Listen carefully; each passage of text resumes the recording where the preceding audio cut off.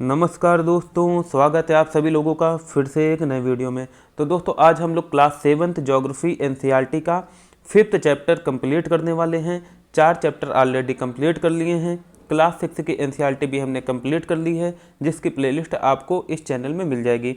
तो दोस्तों जो भी चैनल में नए हो, अगर आपको वीडियो अच्छा लगे तो चैनल को सब्सक्राइब कर देना, चैनल को लाइक करना है ना, और दोस्तों अपने दोस्तों तक ज़्यादा से ज़्यादा शेयर करना, जिससे कि हमारे चैनल के रीच बढ़े और हम आपकी स्टडी को आसान बनाने में और भी अच्छे रिसोर्सेज के साथ प्रयास कर पाएँ। तो आइए स्टार्ट करते हैं बिना किसी देरी के। तो दोस्तों हमारा पहला क्वेश्चन है आज का, जल की लवणता से क्या आशय है। जल की लवणता से क्या आशय है।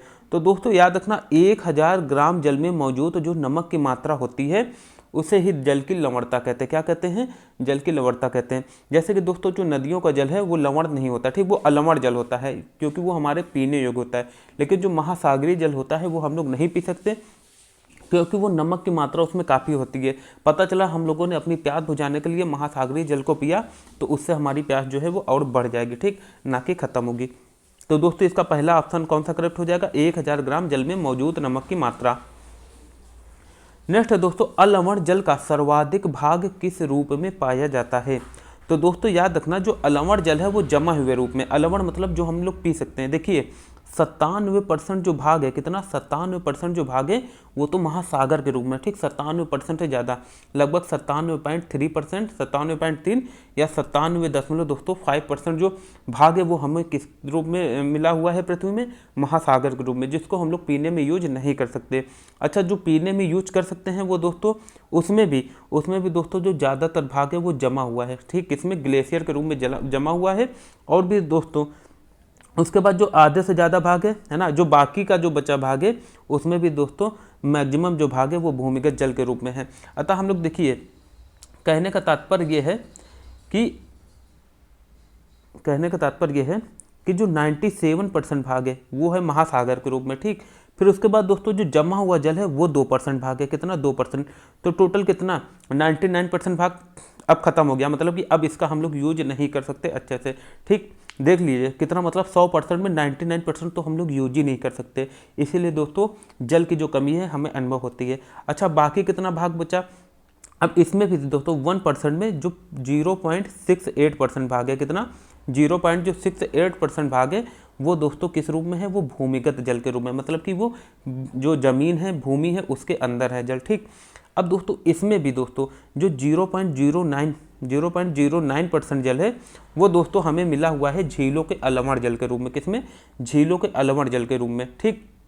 तो कुल मिला के दोस्तों आप लोग इतना समझ लीजिए, जो नदियां हैं, आपको नदियों का पता है कितना जल लगता है। मान लीजिए नदी बाढ़ का भी कारण बन जाती है, सोच लीजिए कितना ज़्यादा जल होता है, लेकिन आपको पता है उसका सिर्फ, अगर उसको हम लोग समझे कि उसका परसेंटेज कितना है, तो दोस्तों याद रखना 100 में 0.001 भी नहीं, 0.001% जो भाग है वो सिर्फ हमें नदियों के रूप में मिलता है, जिसका हम लोग पीने में भी यूज करते हैं। तो दोस्तों आप लोग खुद समझ सकते हैं कि पृथ्वी में जल की मात्रा कितनी ज़्यादा है। नदी का समझ लीजिए सिर्फ 0.0001% है, तो अब समझ लीजिए कि महासागर में कितना जल होगा, ठीक, जमा हुआ जल कितना ज़्यादा होगा। तो आई थिंक दोस्तों चीज़ें आपको क्लियर हो रही होंगी।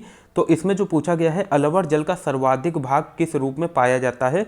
तो दोस्तों याद रखना, जो अलवण जल का सर्वाधिक भाग है वो पाया जाता है बर्फ छत्रक के रूप में, ठीक, लगभग 2%, कितना? 2%। 97 तो है दोस्तों किस रूप में? 97 भाग तो 97 से बल्कि ज़्यादा भाग किस रूप में है? महासागरीय जल के रूप में। लेकिन जो दोस्तों भूमिगत जल है ना, जो अंडर, जो दोस्तों जो भूमि के नीचे का जल है वो कितना है दोस्तों? 2% है, ठीक, कितना है? 2%।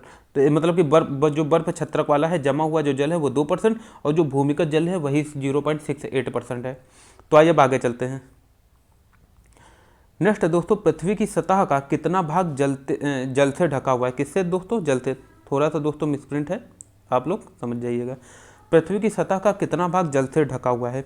तो दोस्तों याद रखना, जो 3/4 भाग है, कितना? 3/4 भाग जो है वो किससे ढका हुआ है? जल से ढका हुआ है पृथ्वी में, है ना। तो दोस्तों हम लोग क्या समझ सकते हैं, जो 1/4 भाग है वही भूमि का है, ठीक। नेक्स्ट है, पृथ्वी की सतह का लगभग कितना प्रतिशत भाग महासागर के रूप में पाया जाता है। तो दोस्तों अभी अभी हमने बात की 97% प्लस, मतलब कि 97 से ज़्यादा जो भाग है वो किस रूप में पाया जाता है, महासागर के रूप में पाया जाता है पृथ्वी में। तो इसका ऑप्शन करेक्ट हो जाएगा ऑप्शन है।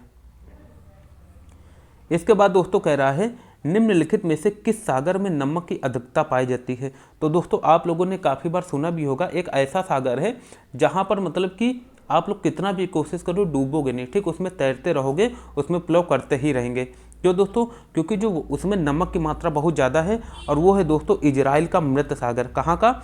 इजराइल का मृत सागर। याद रखना कहाँ का है ये, इजराइल का है, ठीक, कहाँ का है, इजराइल का। नाम क्या है दोस्तों? मृत सागर है। इसमें दोस्तों नमक की मात्रा काफ़ी ज़्यादा है, लगभग दोस्तों 1000 ग्राम जल में 340 ग्राम प्रति लीटर, मतलब कि 340 ग्राम प्रति लीटर इसमें लवणता है। कितनी है? 340। तो दोस्तों इससे होता क्या है, इससे जो ये जल है इसकी डेंसिटी बढ़ जाती है। क्या बढ़ जाती है? डेंसिटी बढ़ जाती है। अब सिंपल सी बात है, जब मनुष्य की बॉडी से जल की डेंसिटी ज़्यादा हो जाएगी तो मनुष्य इसमें नहीं डूबेगा। क्या होगा? मनुष्य इसमें नहीं डूबेगा, बल्कि इसमें प्लो करता ही रहेगा, ठीक। तो आई थिंक ये चीज़ क्लियर हो चुकी है।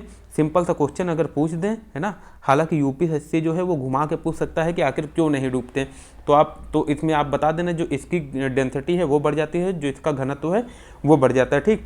तो आप लोग समझ गए होंगे जो मृत सागर है उसमें इंसान क्यों नहीं डूबता है, क्योंकि उसमें नमक की मात्रा अधिक है, जिससे उसकी जो डेंसिटी है, उसका जो घनत्व है दोस्तों वो बढ़ जाता है। अब नेक्स्ट पे चलते हैं।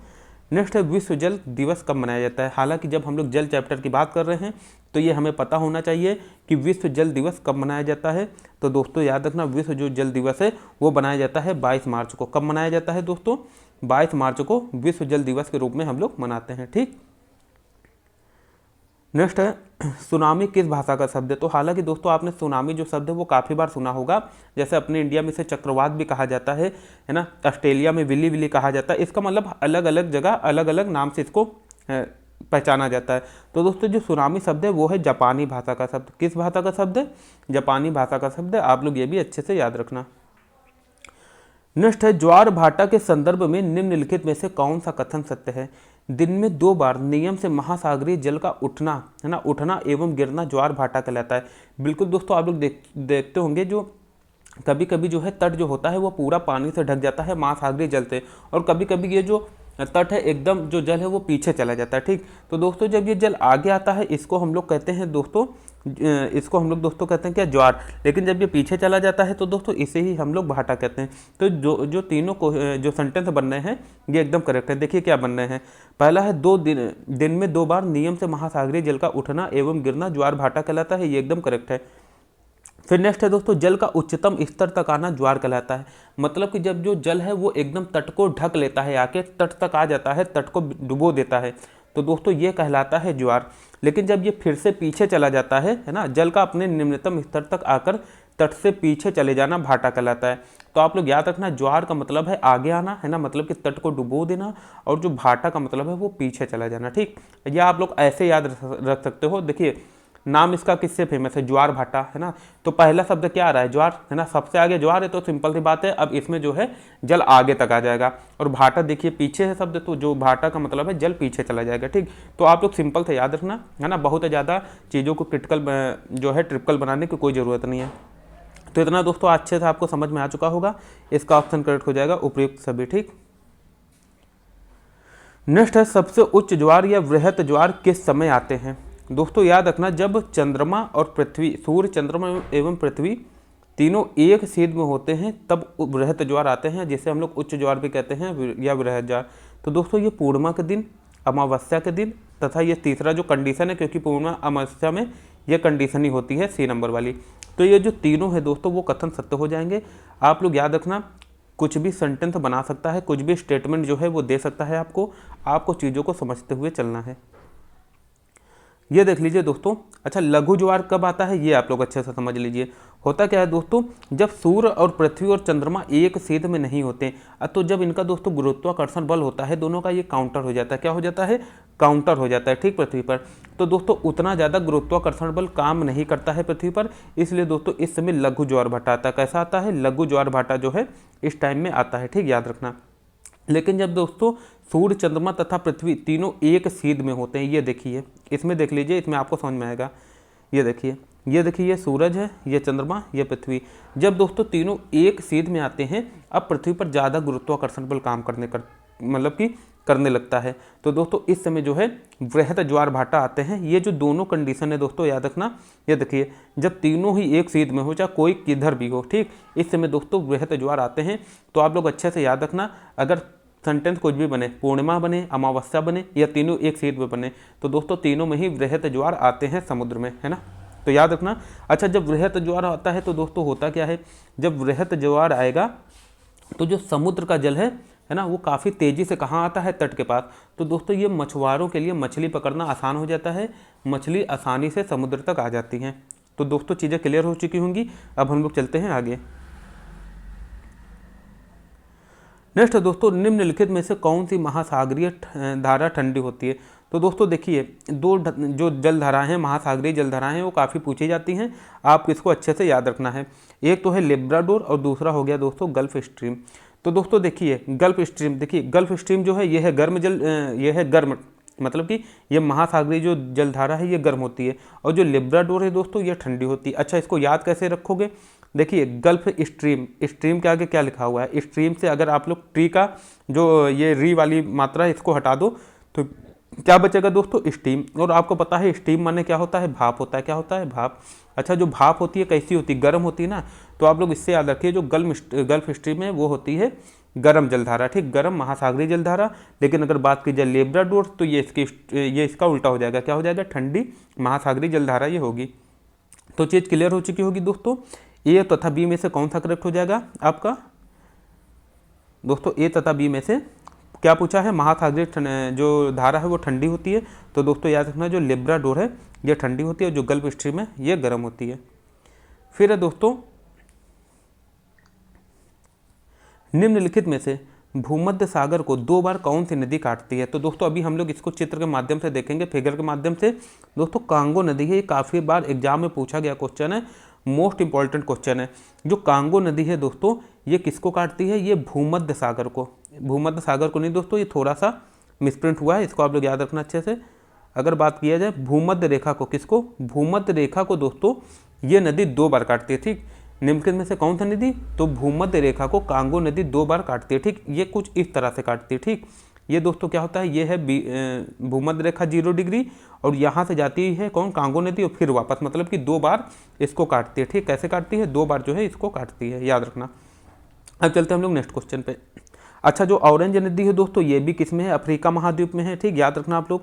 नाइजर नदी भी अफ्रीका महाद्वीप में है। जो ब्रह्मपुत्र नदी है ये तो सभी को पता होगा, अपने इंडिया भारत देश में, हालांकि इसका कुछ हिस्सा किस में, बांग्लादेश में, और कुछ चीन में, ठीक। अब चलते हैं नेक्स्ट आगे। डार्लिंग नदी किस देश में बहती है। तो दोस्तों याद रखना जो डार्लिंग नदी है वो ऑस्ट्रेलिया में बहती है। कहाँ बहती है, ऑस्ट्रेलिया में बहती है। आप लोग अच्छे से बने रहिए, अभी हम लोग इसको फिगर के माध्यम से देखेंगे, कवर करेंगे।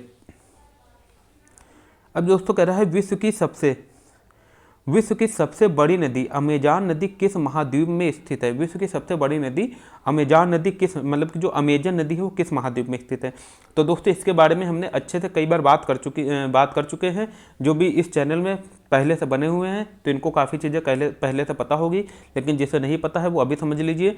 जो दोस्तों ये अमेजन नदी है, अमेजन नदी ये विश्व की सबसे बड़ी नदी है। लेकिन अगर सबसे लंबी नदी की बात की जाए वो है नील नदी, ठीक, याद रखना।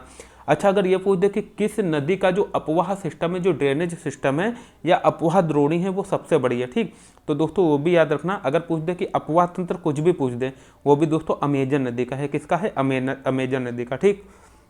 अच्छा, इससे एक क्वेश्चन और बन जाएगा दोस्तों। ये जो अमेजन नदी है दोस्तों याद रखना किस में पाई जाती है, दक्षिण अमेरिका महाद्वीप में। कहाँ पाई जाती है, दक्षिण अमेरिका, जो कि पूछा गया है, ठीक, याद रखना। क्या पूछा गया, विश्व की सबसे बड़ी नदी अमेजन नदी किस महाद्वीप में। तो दोस्तों याद रखना ये दक्षिण अमेरिका महाद्वीप में। कहाँ पर है, दक्षिण अमेरिका कॉन्टिनेंट में है, साउथ अमेरिका कॉन्टिनेंट में है, ठीक, याद रखना। अब चलते हैं नेक्स्ट क्वेश्चन पे। नेक्स्ट क्वेश्चन पे पहुंचने से पहले हम लोग इसमें कुछ चीज़ें समझ लेते हैं कि कौन सी झील, कौन सी नदी कहाँ है। तो दोस्तों देखिए ये जो पहला महाद्वीप है उत्तर अमेरिका, ठीक, हम लोग लेफ्ट से चलेंगे। जो उत्तर अमेरिका महाद्वीप है जिसको हम लोग कहते हैं नॉर्थ अमेरिका कॉन्टिनेंट। तो दोस्तों इसमें देखिए बहुत आराम से आप लोग अच्छे से कनेक्ट करके समझ जाएंगे कि इसको आप लोग कभी नहीं बोलोगे जो उत्तर अमेरिका में जितनी भी झीलें हैं।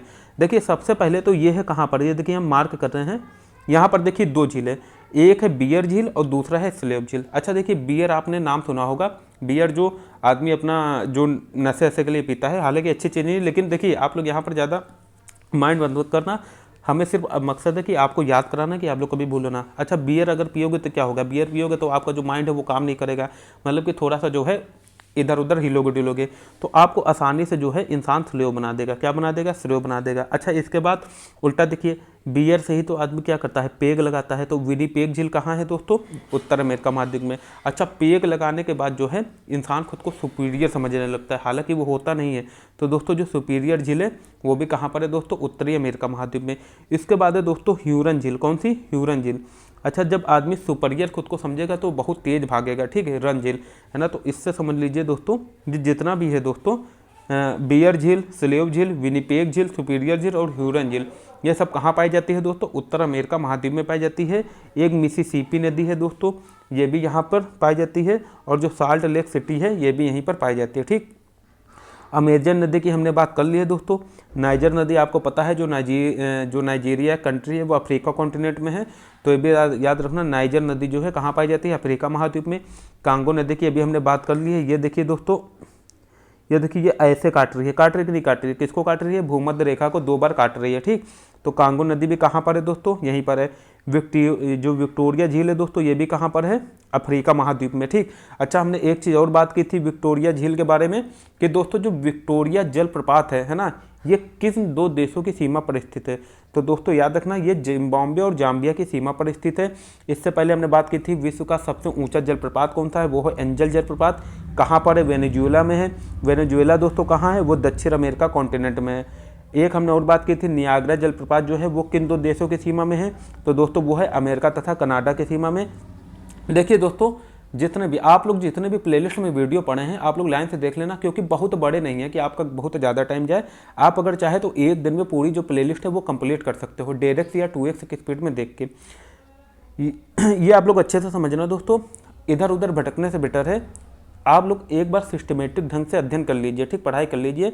इससे दोस्तों आपको होगा क्या, बहुत ज़्यादा भटकने की नीड नहीं होगी। आप जब चीज़ों को समझ के पढ़ोगे ना, तो हो सकता है कि शुरू में देर लगे थोड़ा, ठीक, हो सकता है कि 3 महीने की जगह 6 महीने लग जाए, लेकिन चीज़ें जो हैं आपके माइंड में अच्छे से सेट होगी। तो आप जो मान लीजिए छोटे मोटे एग्जाम की जगह बड़े एग्जाम भी अच्छे से क्लियर कर पाएंगे, ठीक। हालांकि कोई भी एग्ज़ाम छोटा नहीं होगा, है ना। क्यों नहीं छोटा होगा, क्योंकि हर किसी के लिए जो है मतलब कि एग्ज़ाम को हम लोग छोटा नहीं कह सकते। हर नौकरी जो है, हर नौकरी का अपना अहम रोल है हर क्षेत्र में, ठीक। फिर दोस्तों कह रहा है कांगो नदी हम लोग समझ चुके हैं। ऑरेंज नदी दोस्तों हमने अभी बात कर चुके हैं, कहाँ पर है, ये भी दोस्तों अफ्रीका महाद्वीप में है। दनुब्री नदी दोस्तों कहाँ पर है, ये है यूरोप महाद्वीप में। बाकी कैस्पियन सागर ये सब हम लोग बाद में बात करेंगे, जब मानचित्र के माध्यम से अच्छे से समझेंगे। होंगी नदी दोस्तों कहाँ पर, ये चाइना में है। ब्रह्मपुत्र नदी ये तो सबको पता है। गंगा नदी जो कहाँ है, इंडिया में है अपने, है ना। हालांकि ब्रह्मपुत्र नदी का कुछ भाग जो है वो चाइना में भी है, और कहाँ पर है, बांग्लादेश में, ठीक। और गंगा नदी भी दोस्तों हम कहाँ पर बहती है, बांग्लादेश में भी बहती है, ठीक। फिर दोस्तों ऑस्ट्रेलिया में हमने बात कर ली। अभी जो डार्लिंग नदी है कहाँ पर है, ऑस्ट्रेलिया में। अब हम लोग आगे चलते हैं, ठीक। अब कह रहा है दोस्तों सामान्यतः गर्म महासागरीय धाराएं कहाँ उत्पन्न होती है। तो दोस्तों याद रखना, सिंपल सी बात है। ये एक चीज़ बताइए, भूमध्य रेखा पर सूर्य का प्रकाश सबसे ज़्यादा पड़ता है, तो यहीं पर दोस्तों जो महासागरीय धाराएं हैं, गर्म महासागरीय जो धाराएं हैं वो कहाँ पर उत्पन्न होंगी, सबसे पहले यहीं पर उत्पन्न होंगी, ठीक। इसके बाद कह रहा है ध्रुवों के निकट।